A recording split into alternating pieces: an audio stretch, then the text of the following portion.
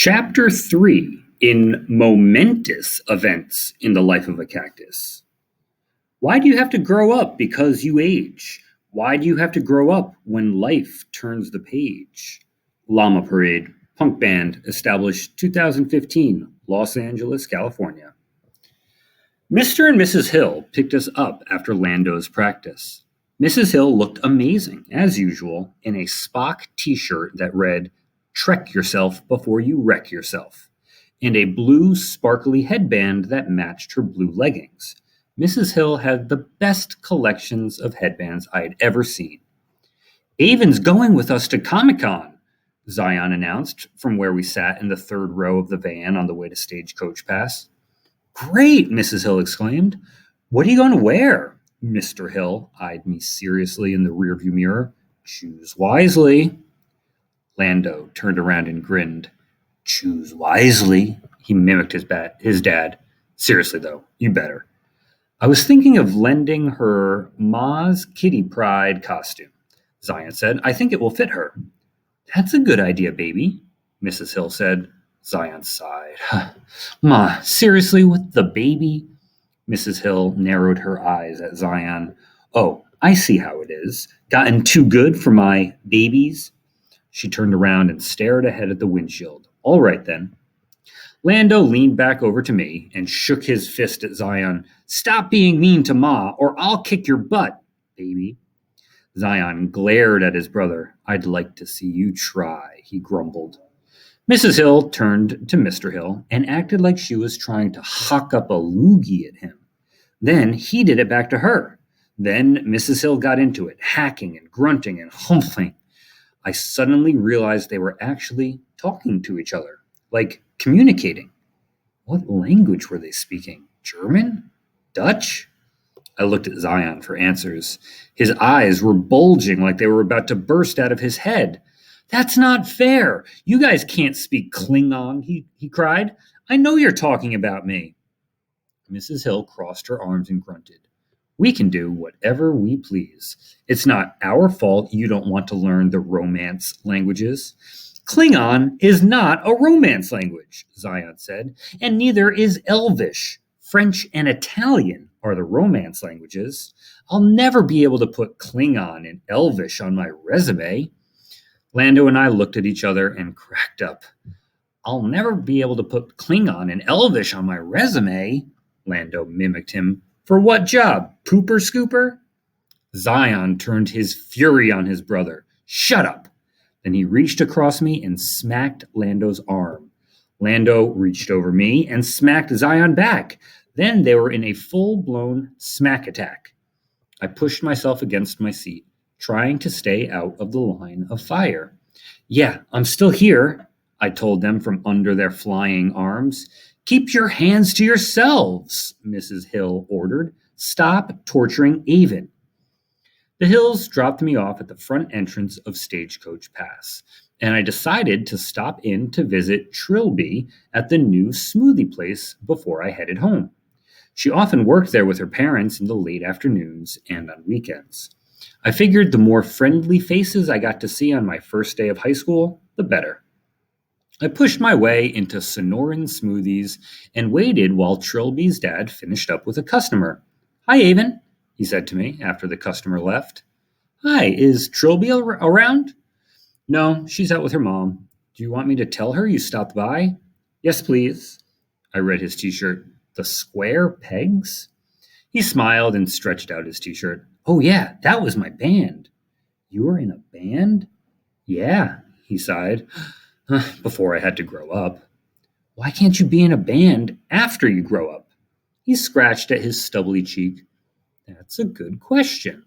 I guess we all didn't have the time for it anymore." "That stinks," I said. His face grew serious. "It does stink." "What kind of band was it?" "Punk band." "Cool," I said. "Did you guys ever make any albums?" "Yep, you can still download our songs." "I'll look for them," I told him. "I've never listened to punk before." His eyes grew huge like what I said was shocking. "You must remedy that immediately." "I will."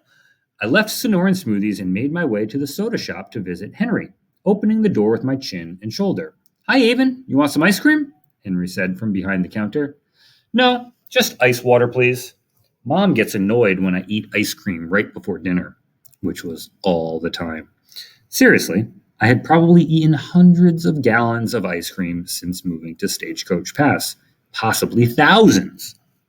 Henry placed a plastic cup of ice water on one of the little metal bistro tables and dropped a straw into it. I sat down and sipped. How can anyone go to school in this heat? I said. I wish I could hibernate until November. I don't think Joe would approve of that, Henry said. Joe's at the retirement center, Henry. Remember? My mom is Laura. He rubbed at his head. Right. Sorry. He sat down at the table with me. He leaned forward, his elbow on the metal table, still rubbing his temples. Are you feeling okay? He shrugged. I feel foggy, and I'm tired. Always tired. Maybe it's this heat, I said. You'll feel better when it cools down. I think we all will. I watched Henry as he stared down at the table. Henry? He didn't seem to hear me. He'd been going in and out like this a lot. He would be here with me one minute, and the next minute his mind was off somewhere else entirely. Sometimes he remembered who I was. Sometimes he mistook me for my mother. And sometimes he was so confused he couldn't remember my name at all. I never knew what to expect. And then I realized I wouldn't know how to get in touch with his family if he really got sick or something happened to him. Did Josephine? Did my parents? He was getting more confused all the time, older, weaker. Henry, don't you have any family? He smiled a little down at the table, traced the metal flower design with his shaky finger, hummed something to himself. Eventually, he looked up at me like he was just noticing I was there. Hi, I said.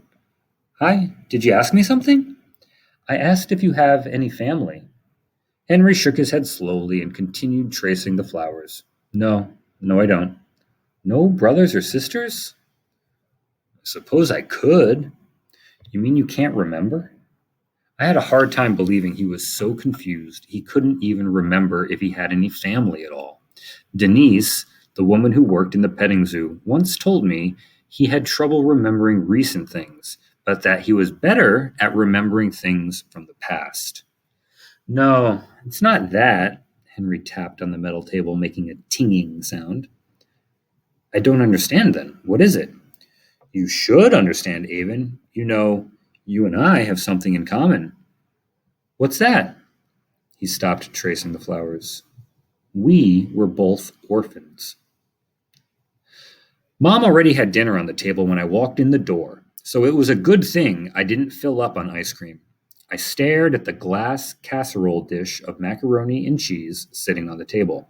I knew she would never make macaroni and cheese under normal circumstances. So, Sheeps, how was your first day as a high schooler? Dad asked through a bite of cheesy goodness.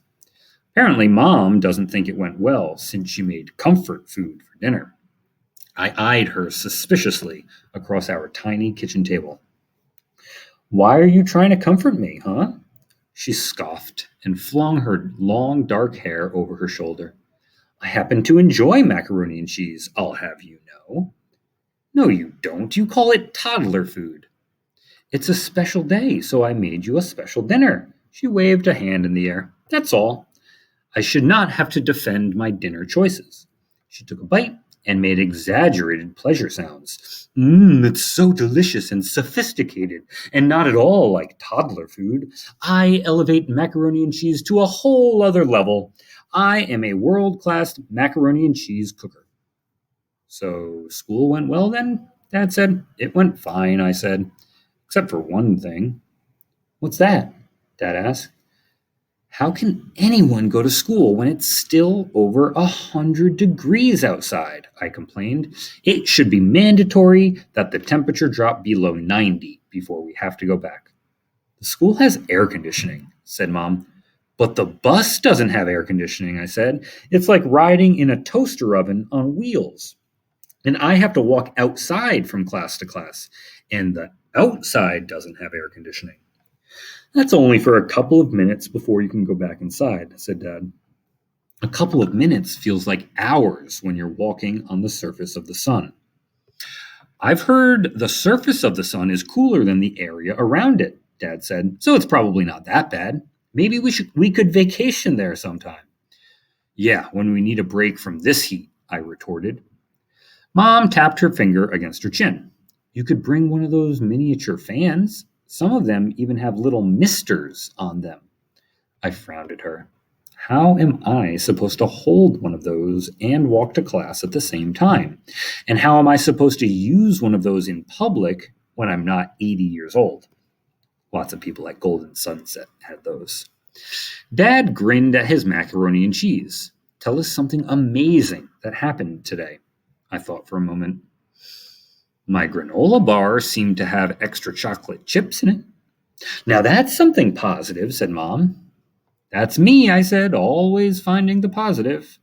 And I got to watch Lando's football practice with Zion. Too bad they also practice on the surface of the sun. Yes, I heard about your after-school activities. Dad said after-school activities like they were dirty words. You better get used to it. I'm probably going to be watching football a lot since Zion wants to play eventually. Dad sighed. I guess I can live with it then. Feels like soccer season is a million years away. Oh, and we're all going to Comic-Con later together in a few weeks. I think the ticket is like $50. So I will accept payment now. Thank you very much. Dad's mouth dropped open. $50 to go look at a bunch of comic book stuff? You don't just look at it, I said. You dress up, too. Dad gaped at me. Did they give you your costume? No. So you'll pay $50 to wear your own costume and go look at a bunch of comic book stuff. I'm sure we can figure out a way for you to earn the $50, Avon, Mom said. There are plenty of chores to be done around here. Yeah, okay, I said. You can't blame a girl for trying. I took a bite of my macaroni and cheese and swallowed. So what are we doing to bring in more customers this fall besides the horse show? We should do something before that. What's next? Ideas? Go. Mom laughed. Straight to business. I think you'll be a great manager here in a few years. More like a few days, Dad said. While I was restocking the fudge the other day, Henry mentioned that Stagecoach Pass used to have a bonfire to kick off the fall season every year, Mom said. Can't do that, Dad said. Too dry, no burning. But the fire would be contained, Mom said. Laura, Dad said in his let me explain this to you voice that made Mom look like she might launch her fork at him. You're not even allowed to have indoor fires in your own fireplace in your own home. And I would say that's pretty contained. No burning at all. It hasn't rained in 6 months. Mom glared at Dad as she continued tapping her fork on her plate. We could use an alternative source of heat for our bonfire. It doesn't have to be wood burning. Dad grinned. Yeah, let's throw a space heater in the fire pit. That'll be a lot of fun for people. Mom lit up. Oh, yes, it will be a Bond space heater. That will draw the crowds, Dad said. It will only take 4 hours to melt the marshmallow. Mom said. A Bond toaster oven, then? I laughed. Okay, forget the bonfire thing. Henry also mentioned something interesting to me today. What's that? Mom asked. He said that he and I were both orphans. Mom and Dad stopped their forks midway to their mouths. Really? Dad said. Did he seem, with it when he told you this? Mom frowned at Dad. Ben, I don't think with it is the proper medical term. What then? Dad asked. Did he have all his marbles? Mom shook her head at him. That's worse. She turned to me. Did he seem clear when he told you this? Not totally, I said. He was a little confused, but he remembered that I was an orphan when he said it, so... Josephine is his emergency contact, Dad said. He doesn't have any family listed in his medical forms, and he's never mentioned anyone else before. Where did he come from? I asked. Dad shook his head. I don't think anyone knows. I'm not even sure Henry knows. Well, I can certainly relate, I said. I know how it feels to not know where you came from. Mom reached over and tugged on my hair. You know now. No, I don't. I mean, not totally. I don't know anything about my birth father. What is it you want to know about him? Dad asked. I don't know. Did he work here at the park? Was he a rodeo clown? Mom laughed. I like that idea. Or maybe he was a stunt man who threw himself off the buildings. They never did that, Laura, Dad said. Yes, they did, she snapped back. Josephine told me. They used to have a big mat they landed on until mice chewed it all up, and they had to throw it away. Maybe he fell into one of the holes. Dad raised an eyebrow at me, and they accidentally threw him away with the mat. I rolled my eyes at Dad, but couldn't help giggling. All right, can we please get back to Henry? Why the sudden interest in Henry's past, Sheebs? Dad asked. He's getting weaker and more tired all the time, I said. I was wondering if there was anyone he'd want us to contact if something happened to him, before he forgets everything. I guess only Josephine, Dad said. I stared at my macaroni and cheese. There has to be more. Mom smiled at me. I think you just need a new mystery to solve.